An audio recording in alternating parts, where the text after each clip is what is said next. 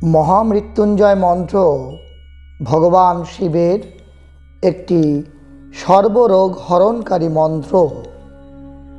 ঋগ্বেদে এই মন্ত্রটির উল্লেখ পাওয়া যায় এবং এই মন্ত্র বলে দেহের মধ্যে দৈবিক শক্তি এতটাই বেড়ে যায় যে মৃত্যু ধারে কাছেও যেতে পারে না বলে কথিত আছে। বিভিন্ন পুরাণেও, বিশেষত শিব পুরাণে এই মহামৃত্যুঞ্জয় মন্ত্র সম্বন্ধে বিশেষ উল্লেখ আছে। শিব পুরাণ বলে এই মন্ত্রের আবিষ্কর্তা ঋষি মার্কেন্ডেয়। মহামৃত্যুঞ্জয় মন্ত্র পাঠ করে ঋষি মার্কণ্ডেয় উদ্ধার পান মৃত্যুর হাত থেকে। পৌরাণিক কথা তাই বলে। তারপরই এই মন্ত্র পৃথিবীতে জনপ্রিয় হয়। বেশ কিছু পুরাণ জানায় প্রজাপতি দক্ষ চন্দ্রকে ক্ষয় রোগের অভিশাপ দিলে শিবপত্নী সতী এই মন্ত্র দান করেন চন্দ্রকে। সোমনাথ তীর্থে এই মন্ত্র পাঠ করে ক্ষয় রোগ থেকে মুক্তি পান চন্দ্র। আবার স্বয়ং শিব এই মন্ত্র দান করেছিলেন দৈত্যগুরু শুক্রাচার্যকে। এই মন্ত্র পাঠ করেই দেবতাদের সঙ্গে যুদ্ধে মৃত অসুরদের বাঁচিয়ে তুলতেন শুক্রাচার্য। তাই একে মৃত সঞ্জীবনী মন্ত্র বলা হয়। ভগবান মহাদেবকে স্মরণ করে রচিত এই মন্ত্রটি ঋগ্বেদেও দৃষ্ট হয়। আবার এই মন্ত্রটি মার্কণ্ডেয় পুরাণেও দৃষ্ট হয়। এই মন্ত্রটির সাথে একটি কাহিনী প্রচলিত আছে। শিবের পরম ভক্ত ছিলেন ঋষি ভৃগুর বংশে জাত ঋষি মৃকাণ্ডু।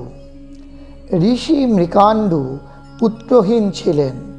সন্তান না থাকার কারণে তিনি এবং তার পত্নী মরুদ্যতি মনকষ্টে থাকতেন। সন্তান লাভের উদ্দেশ্যে ঋষি মৃকাণ্ডু মহাদেবের আরাধনা শুরু করেন। ঋষি মৃকাণ্ডুর প্রচণ্ড তপস্যায় খুশি হয়ে তাকে দেখা দেন মহাদেব। তিনি হলেন মৃকাণ্ডেয়র ভাগ্য পরিবর্তনকারী। তিনি তাকে সন্তান সুখ দান করবেন বলে বর দেন, কিন্তু আনন্দের সঙ্গে তার জীবনে শোকও আসবে বলে জানান শিব। এরপর ঋষি মৃকাণ্ডুর পুত্র সন্তান হয়, কিন্তু তার ভাগ্য গণনা করে ঋষি দেখেন যে অসাধারণ প্রতিভাধর এই সন্তানের আয়ু মাত্র 12 বছর পর্যন্ত। ঋষি মৃকাণ্ডু তাঁর স্ত্রীকে এই বলে সান্ত্বনা দেন যে ভগবান মার্কণ্ডেয়কে তাঁদের কোলে দিয়েছেন, তিনিই তাকে রক্ষা করবেন। মার্কণ্ডেয় ধীরে ধীরে বড় হতে লাগলো। তার মা ছেলের মৃত্যুর সময় এগিয়ে আসছে এই ভেবে সবসময় শোকে কাতর হয়ে থাকতেন। মাকে খুশি করার জন্য মার্কণ্ডেয় ঠিক করলেন যে মহাদেবের কাছ থেকে তাকে দীর্ঘজীবনের বর লাভ করতে হবে।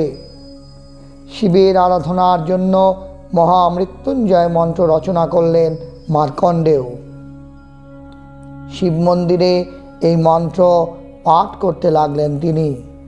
12 বছর সম্পূর্ণ হলে যমদূতেরা তাকে নিতে এলো। মার্কণ্ডেয়কে মহাকালের আরাধনা করতে দেখে তারা তার ধ্যান ভঙ্গ করার সাহস পায় না এবং যমরাজের কাছে ফিরে যায়। তখন যমরাজ নিজে মার্কণ্ডেয়কে নিতে আসেন। যম মার্কণ্ডেয়কে টানতে টানতে নিয়ে যাওয়ার চেষ্টা করলে তিনি শিবলিঙ্গকে জড়িয়ে ধরেন। তখন প্রচণ্ড আওয়াজ ও আলোর ছটায় কেঁপে ওঠে মন্দির। শিবলিঙ্গ থেকে আত্মপ্রকাশ করেন স্বয়ং মহাদেব এবং তিনি যমরাজকে বলেন যে মার্কণ্ডেয়কে ছেড়ে দিতে, এবং মার্কণ্ডেয়ের পর দীর্ঘ জীবনের আশীর্বাদ লাভ করেন ভগবান শিবের থেকে। এই হলো পৌরাণিক উপাখ্যান। এখন দেখে নিই যে এই মহামৃত্যুঞ্জয় মন্ত্র, যেটি 4 লাইনে ভাঙা 8টা চিহ্ন যুক্ত, যা উচ্চারণ করার সময় সারা শরীর জুড়ে একটা কম্পন ছড়িয়ে পড়ে, সেই কম্পনের আধিক্য এবং গুরুত্ব কতটা। মহামৃত্যুঞ্জয় মন্ত্র পাঠের সময় শরীরে অনুভূত কম্পন হাজার ক্ষতকে নিমেষে সারিয়ে তোলে। শুধু তাই নয়, এই মন্ত্র উচ্চারণে মস্তিষ্কের ক্ষমতা বৃদ্ধি পায়। আধুনিক কালে এই মন্ত্রটিকে নিয়ে একাধিক গবেষণা হয়েছে। তাতে দেখা গেছে যে মন্ত্রটি পাঠ করার সময় মস্তিষ্কের মধ্যে থাকা নিউরনগুলি এতটাই অ্যাক্টিভ হয়ে যায় যে ধীরে ধীরে মনোযোগ বৃদ্ধি পেতে শুরু করে। সেই সঙ্গে বুদ্ধি এবং স্মৃতিশক্তিরও উন্নতি ঘটে। মহামৃত্যুঞ্জয় মন্ত্রটি হলো এইরূপ: ওং ত্র্যম্বকম যজামহে সুগন্ধিম পুষ্টিবর্ধনম উর্বারুকমিব বন্ধনান মৃত্যুর্মুক্ষীয় মামৃতাৎ। অর্থাৎ, হে ত্রিনেত্রধারী মহারুদ্র স্বরূপ পরম ব্রহ্ম, তোমার বন্দনা করি। তুমি আমাদের বেঁচে থাকার জন্য সুগন্ধিযুক্ত ও পুষ্টিকর খাদ্যের যোগানদাতা। সকল রোগ ব্যাধি বিনাশ করে আমার জীবনী শক্তি বৃদ্ধি করো। অজ্ঞানতারূপ মৃত্যু থেকে আমাকে আত্মজ্ঞান স্বরূপ অমৃতত্ব তথা মোক্ষ প্রদান করো। ঋগ্বেদের 7ম সূক্তে আমরা এই মন্ত্রটি পাই। এবার আমরা আসি যে মহামৃত্যুঞ্জয় মন্ত্র বিশ্লেষণ করে আমরা কি পাই। হিন্দু সংস্কৃতির প্রায় কোনো মন্ত্রই ওম ছাড়া শুরু হয় না, বিশেষ করে শিব মন্ত্র। তাই মহামৃত্যুঞ্জয় মন্ত্র জপের শুরুতেই ওম উচ্চারণ করে শুদ্ধ করে নিতে হয় আত্মাকে। আর ওম উচ্চারণেও রয়েছে এক বিশেষ পদ্ধতি, সেটি হলো নাভি প্রাণায়াম।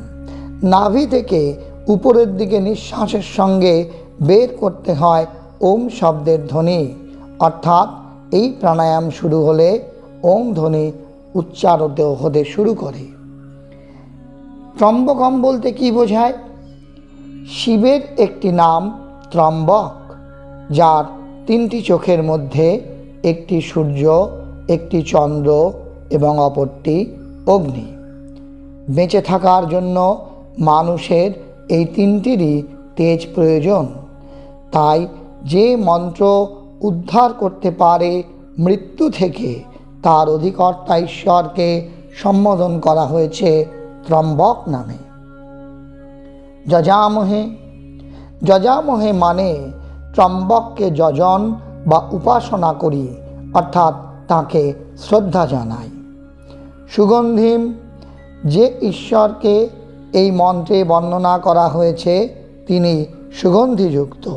এখানে শিবের সর্বাঙ্গে যে ভস্যের অনুলেপন, তাকেই ব্যাখ্যা করা হয়েছে সুগন্ধি হিসাবে। মানে স্পষ্ট যে এই নশ্বর জীবন একদিন ভস্যেই পরিণত হয়, কিন্তু মোক্ষ লাভ করতে পারলে, মৃত্যু ভয় কেটে গেলে ওই ভস্যই হয়ে ওঠে সুগন্ধির সমতুল্য। পুষ্টিবর্ধনম, শিব যিনি আমাদের মৃত্যু থেকে রক্ষা করেন, তিনি আমাদের পুষ্টিবর্ধনেরও সহায়ক। লক্ষ্য করার মতো বিষয়, পুষ্টি হলেই শরীর নিরোগ হয়। তাই মহামৃত্যুঞ্জয় মন্ত্র শিবকে বর্ণনা করেছে পুষ্টিবর্ধন রূপে। উর্বারুকমিব, সংস্কৃতে উর্ব শব্দটিকে নানাভাবে ব্যাখ্যা করা হয়েছে। কেউ বলেন উর্ব শব্দের অর্থ বিশাল, কেউ বা বলেন মৃত্যুর মতোই ভয়ানক, আর আরুকম মানে যা আমাদের রক্ষা করে এই ভয় থেকে। বন্ধনান, বন্ধনান শব্দের মধ্যে বন্ধন শব্দটির উপস্থিতি চোখে পড়ার মতো। বিশাল মৃত্যুর মতো ভয়ানক ভয় আসলে বন্ধনেরই নামান্তর। সেই বন্ধন থেকে আমাদের মুক্ত করেন মহামৃত্যুঞ্জয় শিব। এই প্রসঙ্গে বলে রাখি যে এই বন্ধনানের আরেকটু ব্যাখ্যা করলে পাওয়া যায় শুধুমাত্র মৃত্যু বলতে, মৃত্যুঞ্জয় বলতে, মৃত্যু ভয় থেকে উদ্ধারকারী বলতে এখানে মোক্ষ লাভের ইঙ্গিত করা হয়েছে। অর্থাৎ দৈহিক মৃত্যু হলেও মোক্ষ লাভ করলে পরম ব্রহ্মের দিকে যে অগ্রগতি, সেটাই মৃত্যুঞ্জয় নামে অভিহিত। মৃত্যুর মুখ্য, মৃত্যু থেকে উদ্ধার করা। মামৃতাম, মা শব্দটির অর্থ সংস্কৃতে না, তাহলে নয় অমৃতাম। শব্দ ব্রহ্মে বলতে চাওয়া হয়েছে শিব আমাদের মৃত্যু থেকে উদ্ধার করুন, কিন্তু অমৃত থেকে নয়। অমৃত এখানে জীবনের আনন্দের কথাই বোঝাচ্ছে।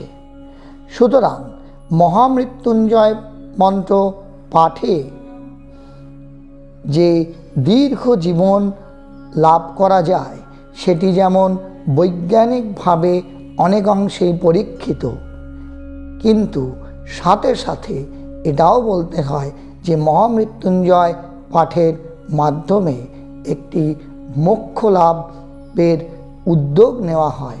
অর্থাৎ এই মায়া মোহরূপ বন্ধন থেকে মুক্তি লাভ করা যায়। অমৃতের সন্ধানে সাধক ছুটে চলে এবং সেখানেই মহামৃত্যুঞ্জয় মন্ত্রের সার্থকতা। সুতরাং বন্ধুরা, আপনারা এতক্ষণ শুনলেন মহামৃত্যুঞ্জয় মন্ত্রের ব্যাখ্যা, তার বাংলা অর্থ এবং পৌরাণিক কাহিনী। আজকের এই আলোচনা আপনাদের ভালো লেগে থাকলে অবশ্যই লাইক ও কমেন্ট করুন, সঙ্গে শেয়ার করে দিন বেশি বেশি করে। আর এই চ্যানেলে এখনও যারা নতুন, তারা অবশ্যই চ্যানেলটিকে সাবস্ক্রাইব করে আমাদের পাশে থাকুন। সকলে খুব ভালো থাকুন, সুস্থ থাকুন, আনন্দে থাকুন। মঙ্গল হোক আপনার। পরম করুণাময় শিবের আশীর্বাদী হাত আপনার মাথায় পড়ুক। ধন্যবাদ।